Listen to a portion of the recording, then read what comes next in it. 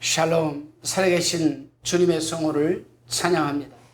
오늘은 레위기서 5장 1절로 6장 7절까지의 말씀을 나눕니다. 본문 1절부터 13절까지는 4장에 이어서 속죄제에 관한 규례입니다. 4장은 어제 살펴보았지만 속죄제를 드려야 하는 4부류의 4부류의 죄에 대해 말하고 있습니다. 첫째가 제사장의 죄, 둘째가 이스라엘 온 회중의 죄, 즉 공동체의 죄죠. 세 번째는 족장의 죄, 네 번째는 평민의 죄, 즉 일반 백성 개개인의 죄를 의미합니다. 5장 앞부분 속죄제에 관한 규례는 4장의 넷째 일반 백성 개개인의 죄 연속으로 좀 더 구체적인 죄의 세 가지에 대해서 말하고 있습니다. 세 가지 예의 첫 번째는 1절에서 누가 저주하는 소리를 듣고도 또 보고도 그것을 고지하고 증언해야 할 의무를 불행해야 했을 때 하나님께 드려야 하는 속죄제의 규례입니다. 두 번째로는 2절에서 3절로 부정한 것을 만졌거나 부지 중에 부정한 것을 만졌을 때에 속죄제를 드려야 하는 규례. 세 번째로는 4절에서 함부로 맹세하는 죄를 범했을 때 속죄제를 드려야 하는 규례입니다. 죄라는 단어를 원어로는 하말타라고 합니다. 하말타. 즉 원어적으로 보게 되면 관역에서 벗어난 죄를 의미합니다. 그래서 속죄제는 관역에서 벗어난 것을 바로잡아 죄로부터 깨끗하게 거룩성을 회복하기 위한 목적이 바로 여러분 이 부분입니다. 하말타라는 죄는 군사적인 용어입니다. 군사적인 용어. 즉 군대에서 군인이 궁수가 활을 쐈을 때 관역 안에 딱 들어가야 되는데 이것을 벗어났을 때 바로 하말타, 즉 죄라는 겁니다. 이 말씀을 확대 해석을 해서 좀 설명을 해보면은 우리가 지금 나아가는 방향이 하나님의 방향에서 벗어나서 세상으로 나가는 것이 바로 죄라는 겁니다. 이때 필요한 것이 뭐냐? 바로 회개입니다. 회개. 영어로는 회개가 뭐냐? 리턴입니다. 리턴. 돌아서는 것. 그래서 우리가 구약시대 히브리어로 이 죄를 여러분 우리가 회개를 슈브라고 합니다. 슈브, 회개. 죄에서 돌이키는 걸 슈브라고 합니다. 이 슈브, 돌이킨다. 영어로 리턴이죠. 지금 잘못 나가고 있는 방향에서 돌이켜 하나님의 방향으로 돌아서는 것. 오늘 본문 1절에서 누가 누구를 저주하는 소리를 했다는 것은 상대에 대한 심한 욕을 했다거나 모욕감을 주는 말을 함으로 상대에게 마음의 상처를 준 것을 의미합니다. 이러한 것을 현장에서 듣고 보았다면 피해자를 위해 제3자의 입장에서 알려야 하며 피해자의 요청이 있다면 기꺼이 증언자로 나설 수 있어야 한다는 것입니다. 이렇게 하지 않으면 그것이 자기의 죄가 되기에 반드시 하나님께 속죄를 받아야 합니다. 오늘날 개인주의가 참 강한 시대입니다. 이 시대는 참 자기 피할 시대라고도 하죠. 그러다 보니까 개인주의가 아주 강한 시대가 바로 오늘날 이 시대입니다. 타인의 간섭을 받기 싫어할 뿐만 아니라 타인의 일에 관여하는 것도 좋아하지 않습니다. 문제는 타인이 어려움에 처한 것을 보고도 외면한다는 것입니다. 불의를 보고 그냥 지나치는 것은 불의를 당한 사람에 대한 바른 자세가 아니며 하나님께서 하말타, 즉 죄가 됩니다. 하나님 앞에. 불의를 당한 사람들에 대하여 자발적으로 돕는 행위에는 용기와 결단이 있어야 되겠죠. 그리고 믿음이 있어야 합니다. 오늘날 우리가 시대가 어떤 시대냐. 제가 3주 전에 어디를 갔다 오다가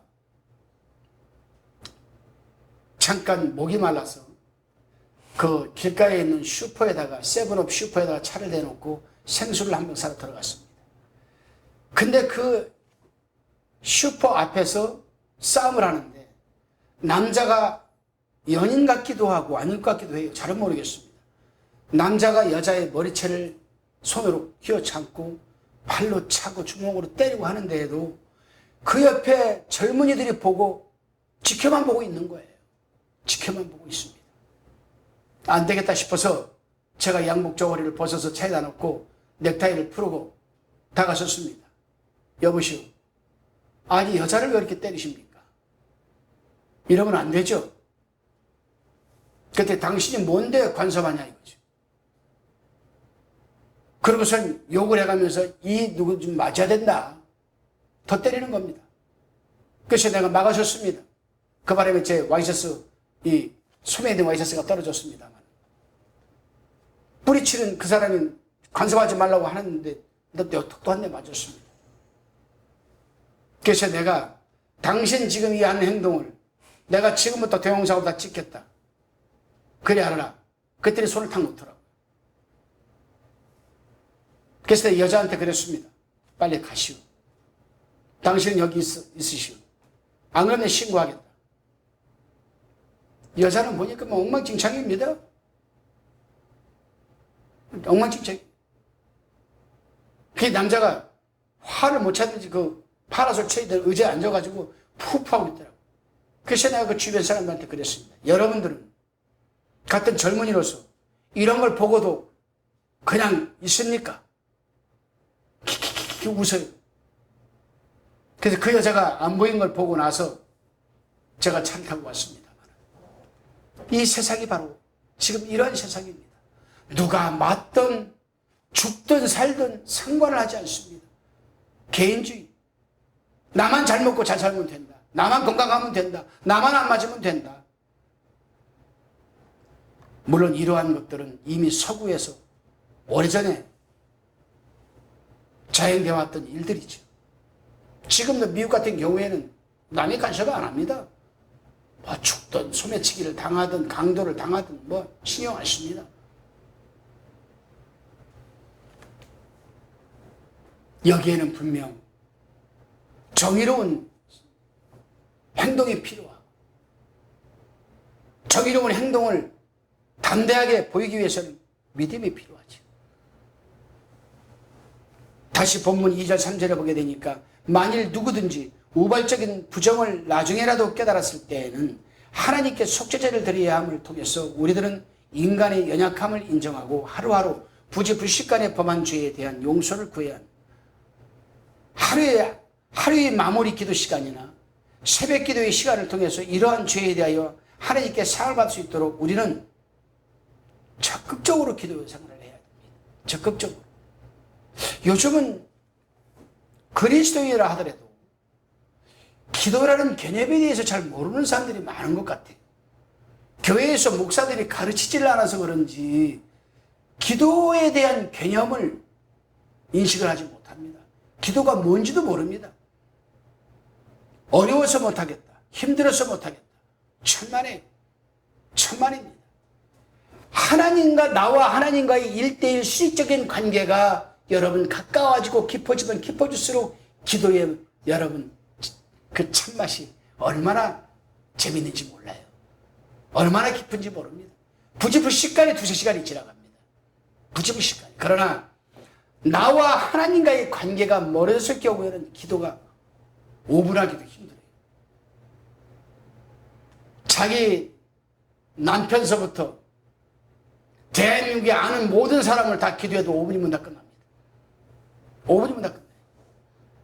그러면 이러한 원리가 어디에 있을까? 바로 우리 속에 내주하시는 파라클레토스, 바로 성령 때문에 이 성령을 통해서 성령의 도우심을 입고 성령의 감동을 통해서 성령이 내 혀를 주장해서 성령이 하나님이 원하는 기도를 했을 때에는 2-3시간이 금방 지나가죠. 그래서 로마서에서 사도 바울이 8장에서 뭐라고 합니까? 이루 말할 수 없는 탄식으로 우리가 아뢰 수 없는 것들까지 탄식으로 우리를 대신해서 아뢰어 주시는 분이 있다. 그분이 누구냐? 바로 성령이다. 본문 4절에서는 만일 누구든지 함부로 하는 맹세에 관한 속죄 규례에 대해서 말씀을 합니다. 우리가 말을 함부로 하지 말 것을 잊지 말아야 합니다. 혀를 제어하지 못하는 자는 죄에 빠지기 쉽고 항상 마음에 하나님의 말씀으로 자신을 승화하여 우리는 선한 마음을 품고 살아가야 됩니다. 다시 속죄제에 관한 규례로서 7절에서 13절 보게 되면 속죄제물에 대한 규례입니다. 속죄제물은 4장에서 4부류에 대한 속죄제물로 수송아지, 수염소, 그리고 암염소나 어린 암양을 드려야 했는데 일반 백성의 경우에는 백성의 경제적인 형편을 고려하여 저렴한 암염소나 어린 암양도 가능했습니다. 5장 7절부터는 어린 암양조차도 속죄제물로 드리기 어려운 형편의 사람은 비둘기라도 바칠 것을 명령하고 있습니다. 무슨 말입니까? 하나님 앞에 나와서 하나님과 관계 회복을 원하는 사람은 누구라도 할 수 있다는 겁니다. 누구라도. 속죄제는 속건제와 마찬가지로 죄를 범했을 때는 반드시 드려야 하는 의무제사였습니다.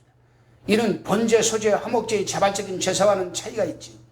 이 세 가지 제사는 제물을 드릴 경제적 능력이 없으면 제사하지 않아도 가능한 제사였지만 속죄제는 아무리 가난하여도 하나님께 반드시 드려야 하는 것이 바로 이 속죄제였습니다.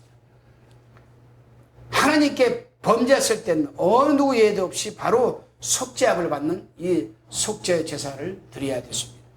속죄제는 어느 누구도 예 없이 반드시 피 흘림이 있어야 하는 제사로 드려야 하는 것인데 11절부터는 비둘기조차 드릴 수 없는 극빈자의 경우에 드릴 수 있는 제물을 말씀하고 있습니다.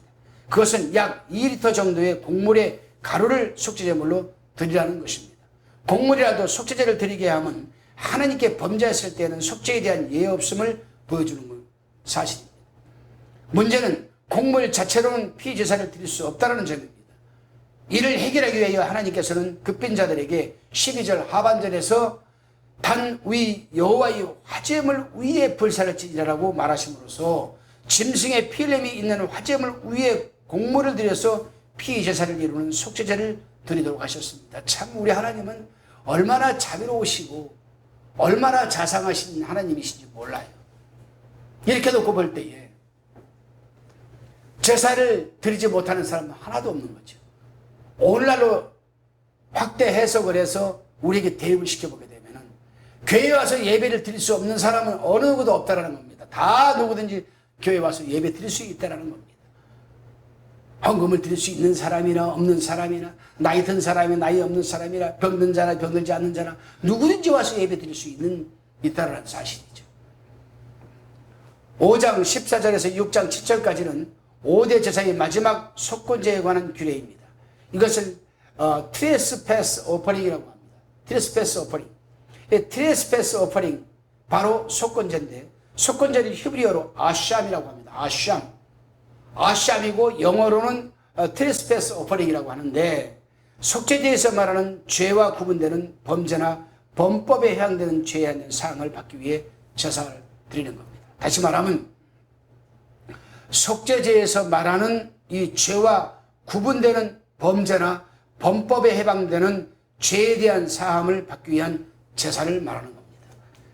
속죄제가 하나님께 대한 수직적 범죄를 속죄하기 위한 제사라면 속건제는 인간에 대한 수평적 범죄를 속죄하기 위한 제사입니다. 뭔 말이냐? 속죄제는 하나님과 나와의 관계에 대해서 죄 있는 것을 사함받는 제사고 또 속건제는 수평적으로 나와 수평되는 이웃과 등등 여러 가지 이러한 죄에 대해서 여러분 속죄받기 위한 제사입니다. 물론 인간에 대한 범죄일지라도 하나님께 용서함을 구해야 하며 제물만 드리는 것이 아니라 아울러 그 잘못을 바로잡아야 하는 것입니다. 사람에 대한 범죄나 잘못된 잘못을 바로잡는 것은 주로 보상 또는 배상으로 이루어져야 했습니다. 그래서 속건제를 보상제라고 말하는 사람들도 있습니다. 보상제. 성경 본문의 속건제는 크게 세 가지 범주로 구분하고 있지. 첫째는 5장 15절에 누구든지 여호와의 성물에 대하여 그릇 범가하였거든 여호와께 속건제를 드리라고 되어 있는데 성물은 하나님께 바쳤거나 또는 제사장이 직무를 위해 드린 물품을 가리킵니다. 여기에는 성소를 위하여 바친 물품일 수도 있고 제사장에 돌아가는 제물 중 일부 음식이거나 11조일 수도 있습니다. 이러한 성물을 제대로 드리지 못했을 때에는 그것이 죄가 되므로 하나님께 속죄함을 받아야 했습니다. 속건 제물로는 흠없는 수량을 하나님께 바쳐야 했고 제사장에게는 성물에 대한 잘못으로 인한 보상으로 그것을 5분의 1을 더 보태서 주어야 했습니다. 둘째는 17절에 만일 누구든지 여호와의 금령 중 하나를 부지중에 범했을 때에는 구체적인 것은 알 수 없으나 이 성소나 구별된 사람에게 지은 죄로 추정하고 있습니다. 이것 역시 제물로는 수량을 바쳐야 했습니다. 셋째는 6장 1절로 7절 앞에 두 경우와 달리 일상적인 인간관계에서 범한 죄일 경우 드려야 하는 속건제 규례입니다. 여기에는 구체적인 네 가지 예를 말씀하고 있는데 이웃이 맡긴 물건을 속이거나 도둑질하거나 착취하거나 물건을 습득하고도 거짓말하는 것입니다. 또 죄가 드러나면 본래 물건의 5분의 1을 더 보태서 돌려줘야 한다라고 5절에서 말하고 있습니다. 그리고 하나님께 속건 제물로 흠없는 수양을 바쳐야 했습니다. 일상적인 인간관계에서 범한 죄일 경우에는 앞의 두 경우의 속건제와는 달리 하나님께 짐승의 피제사를 드려서 하나님께 용서를 구하기 이전에 사람에 대한 범죄나 잘못을 바로잡고 보상이나 배상을 해주어서 용서받는 것이 더 우선적이라고 성경은 기록하고 있습니다. 이것은 하나님과의 수직적인 관계를 회복하기 위해서 먼저 인간과의 수평적인 관계 회복의 중요성을 말씀해 주고 있습니다. 인간에 대한 범죄나 잘못이 있을 때에는 당사자에게 가서 용서를 구하고 화해하고 또한 보상할 것이 있으면 보상한 후에 하나님께 자신의 죄를 대한 용서를 구해야 한다는 것입니다. 제가 이 부분을 묵상을 하면서 또 교회 안에서 일어나는 일들을 보게 됩니다. 보게 되면 A와 B라는 사람이 사이가 안 좋습니다. 한 사람이 지속적으로 한 사람에게 악담을 하고 중상을 하고 힘들어하게 합니다. 그런데 두 사람이 똑같이 예배드리러 나와요. 그 하나님 앞에 예배드리는데 감사 예물을 드리면서도 거기다가 뭐라고 쓰냐면 하나님 제가 잘못했습니다. 하나님 용서해 주세요라고 써놓고도 정작 상처를 준 사람에게는 용서를 구하지 않는 것을 저는 볼 수가 있습니다. 하나님은 그걸 원하지 않습니다. 예물을 드려서 하나님께 용서받는 것보다 먼저 상처 준 사람에게 가서 용서를 구하는 것이 선례라는 거지.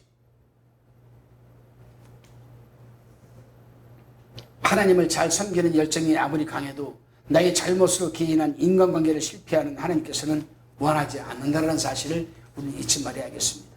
오늘 내가 사람에 대한 잘못으로 인해 드려야 할 속건제가 있다면 먼저 그 상대, 그 사람에게 용서를 구하고 보상해주는 자세가 필요한 한 날이 되시기를 바랍니다. 하나님으로부터 받은 큰 은혜로 하나님의 이름을 영화롭게 하고자 한다면 그 큰 은혜를 받은 그 자체로 마음에 들떠있는 것이 아니라 하나님의 말씀에 순종함으로 받은 그 큰 은혜를 더 은혜롭게 하는 자가 되어야 하지 않겠습니까? 과거에 그냥 지나쳤던 사람에 대한 범죄나 잘못이 있다면 오늘 그 사람에게 용서를 구하고 보상하는 용기 있는 속건제를 드림으로써 하나님의 은혜를 더 은혜롭게 하는 말씀에 순종하는 한 날이 되시기를 주님의 이름으로 부탁을 드립니다. 기도하시겠습니다. 주님, 범죄한 자에게 속죄의 제사를 허락해 주셔서 감사합니다. 하나님에 대한 죄뿐 아니라 인간에게 행한 범죄와 잘못도 소홀히 여기지 않게 하옵소서. 하나님께 기도와 감사의 예물을 드리기 전에 먼저 사람에 대한 범죄와 잘못이 있으면 먼저 보상하고 회개하는 순종의 실천이 있게 하옵소서. 그럼에도 우리를 구원하신 예수 그리스도의 이름으로 감사하며 기도드리옵나이다. 아멘.